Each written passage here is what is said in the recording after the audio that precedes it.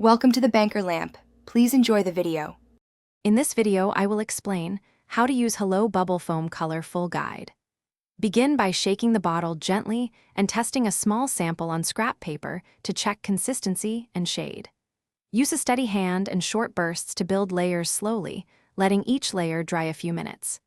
Keep a damp cloth handy for quick cleanup and store upright after use to avoid clogging and spills.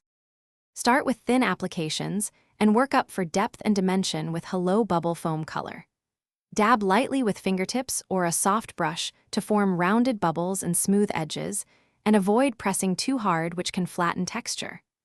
Rotate your piece as you go to maintain even coverage, and remember that patience yields better results than thick, rushed layers that take longer to correct or dry inconsistently. Mixing colors with Hello Bubble Foam Color is simple when you start small and document ratios for future reference.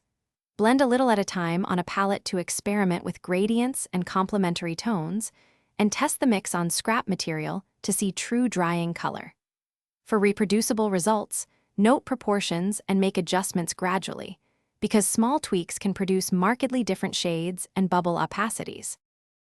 Thanks for watching. If this was helpful, leave a like and consider subscribing. See you next time.